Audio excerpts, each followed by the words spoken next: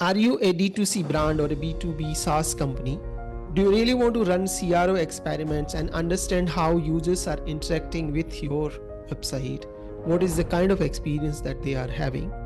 If this is something on your mind, then you would definitely love today's episode.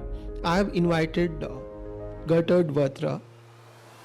She is one of the leading CRO experimentation strategists with Spiro, and we talked about a lot of things including how to run a proper CRO experiment on your website and how to analyze results. So this is definitely a must listen episode for anybody who is planning to run a proper CRO experiment on their website.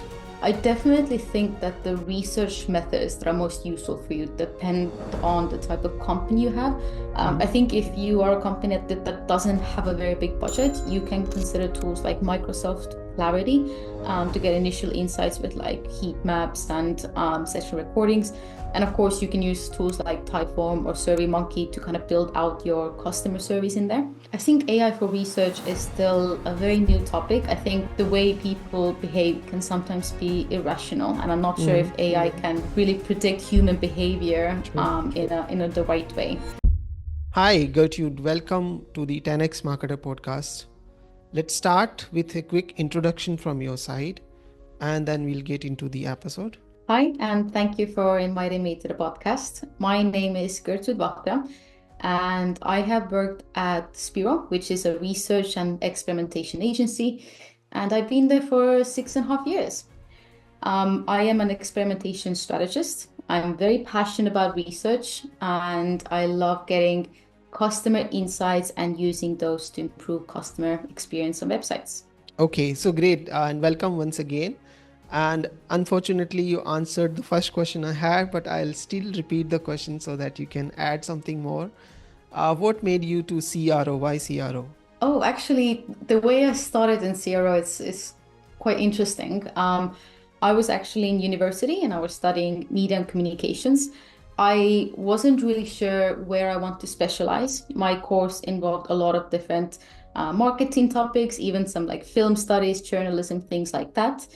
And I heard about CXL and I found CXL very interesting. Anything about experimentation and research and all the whole CRO umbrella. And I reached out to one of the founders and asked if they offer any internships. I was offered an internship from there, and ever since I have continued working at Spiro, which previously was CXL, and I haven't decided to kind of change the field ever since because I quite love my job.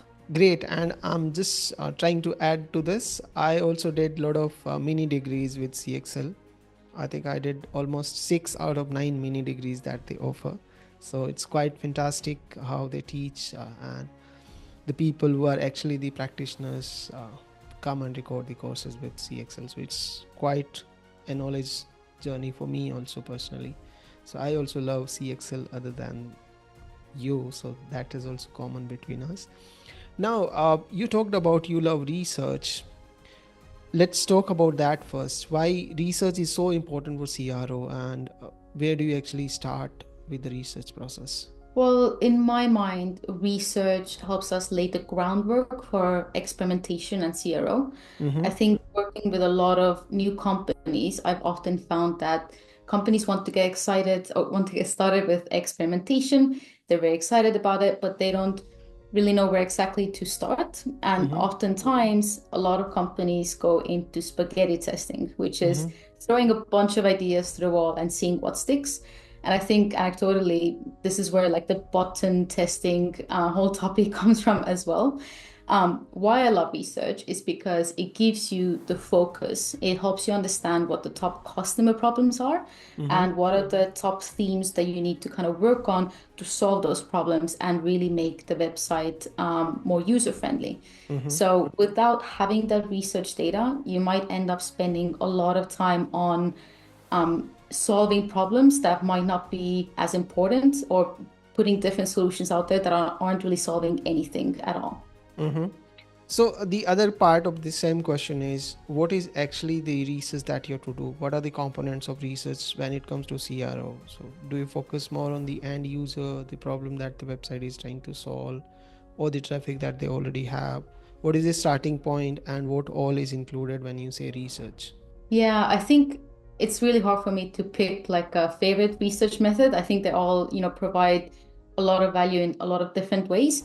And generally, I would recommend each company to do like a big project where they use a variety of different research methods to get a Mm-hmm. really good understanding of the customers and friction points. Mm-hmm. However, there are different methods that can suit you better depending on what you're trying to find out. Mm-hmm. If you don't know how customers or potential visitors are behaving on your website and you want to understand where they're dropping off or what might be confusing, then the methods to look for are like analytics analysis. You can look at funnels where the drop-offs are, what conversion events people are doing. You can also look at heat maps and session recordings to see how real customers behave on the website, where they're clicking, how far are they scrolling, and so on. However, if your goals are to understand potential customer motivations, like why would they choose you over competitors, or perhaps why they are considering, moving away from you and trying out different brands, or what they don't like about your brand, then there are other methods like customer interviews and surveys you can leverage. Mm-hmm. At the end of the day, there's a lot of different research methods you can use, and you Mm-hmm. should use the ones that are most suitable to your research questions and goals.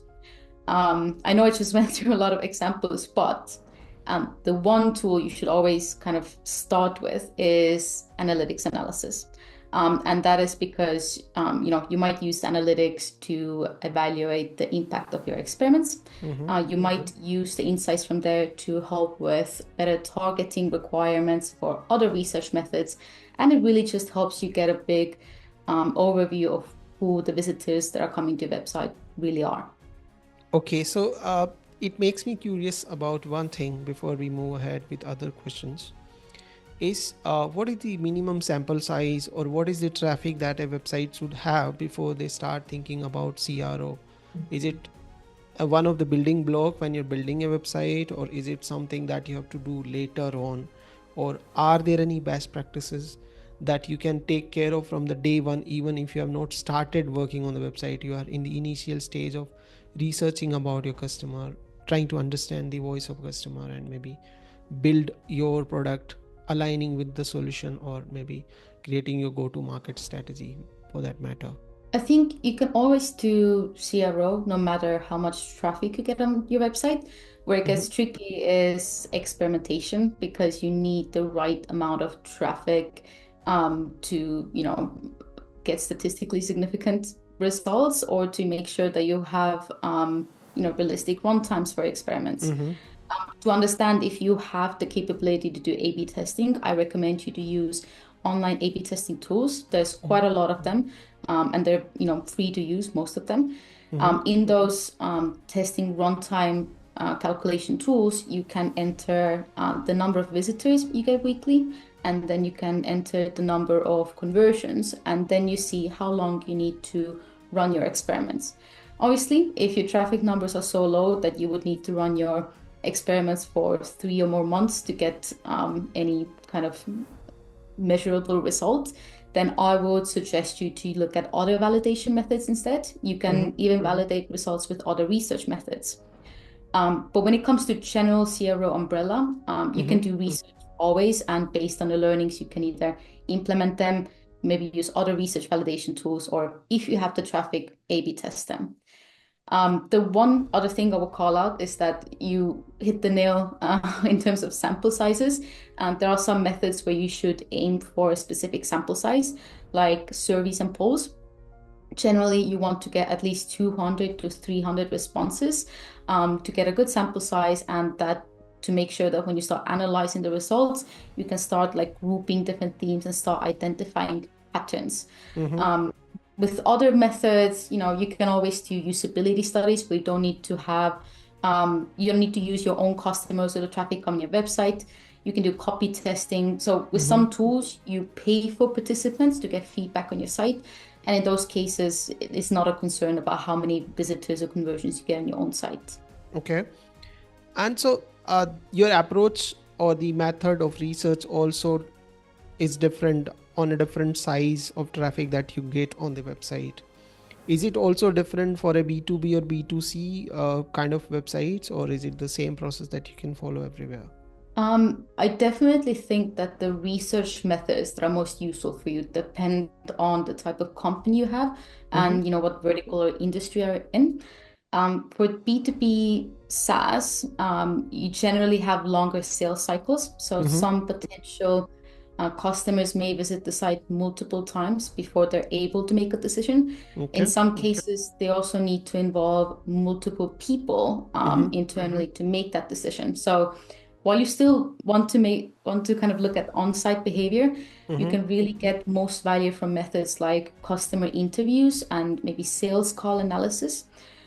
That's because those methods help you uncover like decision-making processes or common objections and really whether the site effectively addresses customer motivations or frustrations. I would also call out that with a SaaS website, it's also incredibly important that the site effectively communicates what it is about. I think this is a very common problem with SaaS that the homepage or product pages might not communicate how it works or what the value proposition is. So in those cases, I would really recommend copy testing because copy testing helps you evaluate the site messaging with your ideal target audience. And with ecom, it's less of a problem because with like ecoms that sell clothes or beauty products, the products are self-explanatory. What I would also add is that for e-commerce, in comparison, there are generally shorter decision cycles. So, of course, there are people who might visit the website a few times to make a decision. Oftentimes, a lot of the population can make the decision and purchase in one visit. So, in that case, your research should focus more on on-site behaviors. So you can look at like heat maps, session recordings, also exit polls, and maybe even usability studies to identify friction points. Said that, I think majority of research methods can apply for either vertical or different industries, but some methods are just more valuable depending on what you sell. Awesome. Okay. So other part of this question, and if you're comfortable answering that, is one is for a B2B SaaS, one of the common problem is you want to offer free trial to your customer and then you want them to convert into a paid customer. So obviously that is one of the important friction point that most founders would like to resolve and get more and more people convert from free to paid. So that's one complete process that maybe lot of focus of CRO will go there. And for an e-commerce product, specifically an e-commerce website, the focus might be more on increasing the customer lifetime value, like making them purchase the second time or maybe repeat the order or maybe increase the order value.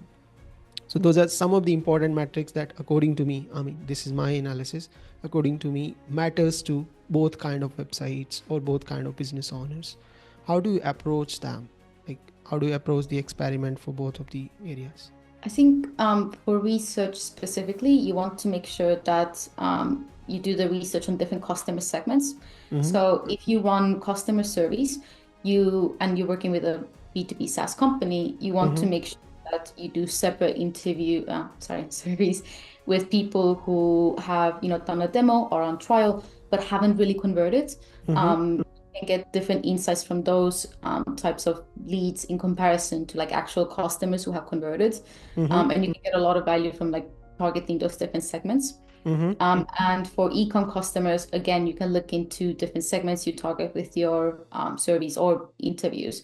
You can look at customers who have only purchased once, customers who maybe come to your site maybe every month or every 2 months, and then compare those learnings and get insights on how to apply that for experimentation. So let's talk about how to make the research more actionable from the in execution point of view. Yeah, I think that's a good question.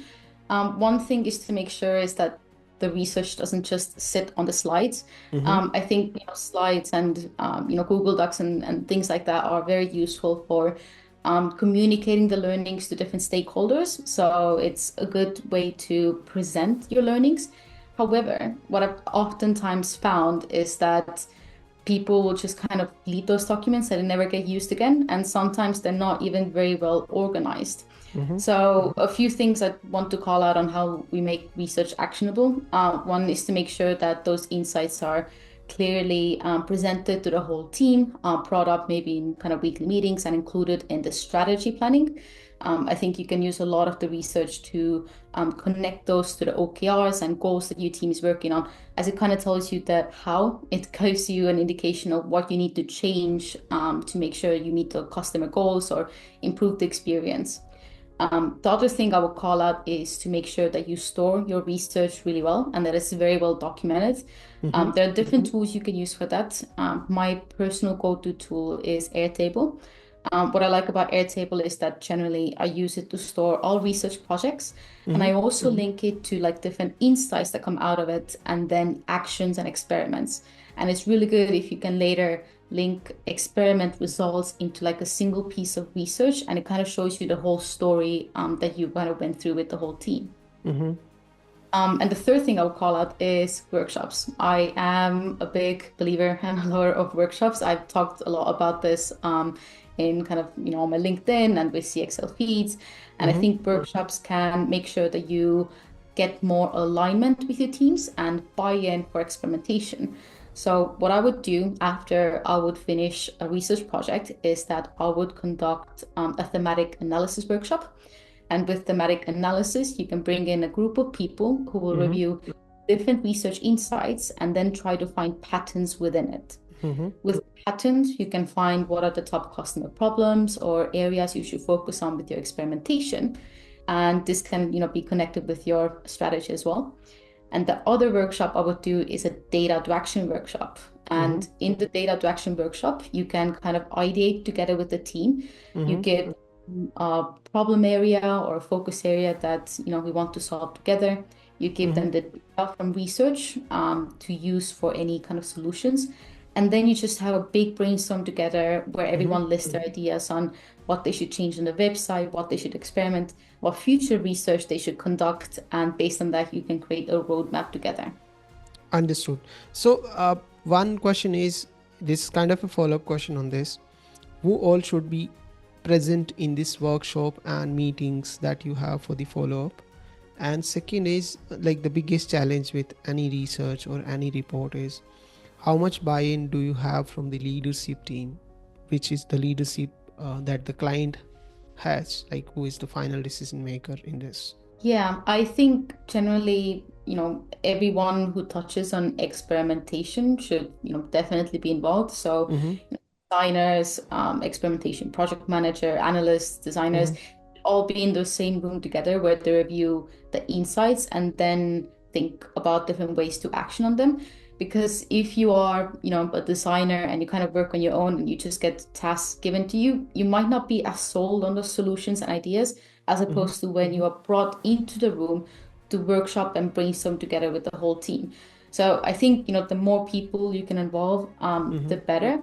Mm-hmm. So, as many teams as you really can. Mm-hmm. And sorry, can you repeat the second part of the question you had? The second part of question is, let's say you need to take the buy-in from the leadership teams. So, what is the process for that, and how difficult or easy it is based on your experience so far? I think it really depends on who you're working with. I've had a lot of different experiences. Oftentimes, I have heard a lot of blockers or Mm-hmm. concerns from the leadership, and different types of concerns are around the time and cost, like how many resources is this going to take? How much do we have to pay for the research? Mm-hmm. Other times, people in leadership believe that they already know how customers behave and there's no need to do additional analysis. So it can be difficult to start those conversations. What I would do is to show the ROI of research. And Mm-hmm. again, this goes back to the conversation about, making sure that everything is really well stored. Mm-hmm. If you make sure that all your research is connected to Mm-hmm. insights and experiments and results, you can show your leadership team how a random experiment result of, increasing revenue or increasing conversion rate came from a specific research project and insight, therefore kind of connecting it to monetary value for the Mm-hmm. leadership. And another thing that I really love to do is paint the picture. Mm-hmm. So with the research you do, if you can kind of get a screen recording of some visitor struggling in a session recording and constantly clicking on the button and not understanding how it works, Mm-hmm. or from a usability study, you get a screenshot of someone looking very concerned when they're reading about the homepage and product offering. Mm-hmm. If you show those kind of examples to the leadership, they Mm-hmm. might get a better understanding of why research is important, Yep. and understand what type of customer issues can come out of research. True. Um, so yeah, I think those methods can really help the picture, but I think originally selling the value of research can be quite difficult. But in that case, I would kind of raise the question of like, do we know what the problems already are? Mm-hmm. And yeah, basically try to make the case of having a better impact with experimentation if we are data driven with those tests. Okay, so let's quickly talk about everyone's favorite topic, that is AI. How do you think it is going to impact one, the CRO as a field, and second, are there any downsides of having too much AI inside the CRO tools and also available as standalone tools or maybe generative AI? I think AI for research is still a very new topic. I think Mm-hmm. what we see that's happening right now will be very different in 2 years or 5 years' time. But what I'm definitely seeing at the moment is that it's making the kind of process of analyzing research data faster. Mm-hmm. So what I've seen or heard people do is that they take like customer survey, feedback or maybe chat logs Mm-hmm. and run it through, like a tool like ChatGPT and Mm-hmm. ask what the common themes are. Mm-hmm. That can save you some time. Mm-hmm. However, I think the downside in there is that it's not always 100% accurate. Yep. And you still need to have like a QA layer to make sure that it's, done correctly and, Mm-hmm. just double check that kind of stuff. I think with AI, there are also some other interesting tools in the market Mm-hmm. that help you that maybe predict the type of customers that are coming to the website or what they do. But I'm personally very, very cautious with that because the way people behave can sometimes be irrational, and I'm not sure Mm-hmm. if AI can really predict human behavior True. in the right way. But yeah, I think what's really good about AI is that it's helping us, be more efficient with the work we Mm-hmm. do. I think in a 2 years' time, I'm very excited to see how we can do better research or do more of it thanks to AI tools. Mm-hmm. But a big consideration is to make sure that it has the human touch, whatever research we do and analyze, and to Yep. make sure that we have the quality assurance layer on top of it. True. And what is your list of favorite tools when it comes to CRO and experimentation? You talked about Airtable. Are there any specific tools that you refer to when it comes to validating your data, validating your experiments, or preparing reports? Yeah, that's a good question. I think it really depends on, what your budget is and what you're trying to do with your research, how deep you can go. Mm-hmm. I think if you are a company that doesn't have a very big budget, you can consider tools like Microsoft Clarity to get initial insights with like heat maps and session recordings. And of course, you can use tools like Typeform or SurveyMonkey to kind of build out your customer surveys in there. Mm-hmm. If you have a bigger budget, you can look at tools like Full Story or Content Square that have really interesting features with Mm-hmm. the kind of heat maps that they offer. So yeah, I think it depends what your budget is and what you're trying to get out of the tool. But these few mentions are, some that I would use. I really used to love Hotjar as well. I think, it's not very recent anymore, but at one point they did change the pricing structure, which, a lot of people didn't like. But Hotjar is a very user-friendly tool to use. It's quite intuitive, and it's Mm-hmm. easy to get started in it. Yeah, true. I also changed Hotjar because of the pricing only. So maybe I'm also Yeah. one of them. But thank you so much for being with us today. I think it was a lovely chat. Before we close, I want to ask you one final question. Uh, my audience mostly are agency owners, people who do maybe paid marketing channels, SEO, content marketing, CRO to some extent. Who are the people or resources that you recommend they should follow in order to learn CRO and experimentation better? Like some authentic resources, including you. Well, if you are an agency owner, I would definitely follow Ben LeBay. And of Mm-hmm. course, I'm very biased because Ben is my CEO.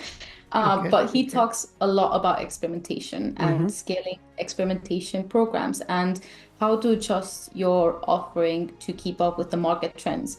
So I think if you're an agency owner, he will probably provide the best advice for you on Okay. LinkedIn, and his content is definitely something that will be of interest. Awesome. All right. So that's all. Thank you so much for joining. It was a lovely chat, and have a wonderful day ahead. Take care. Thank you. It was great to be here. And everyone who has listened to us so far, make sure you subscribe to the 10x Marketer podcast on wherever you're listening from. We are available on Spotify, Apple, and YouTube channel. And we would love to have you as our listeners. Take care. Have a nice day ahead.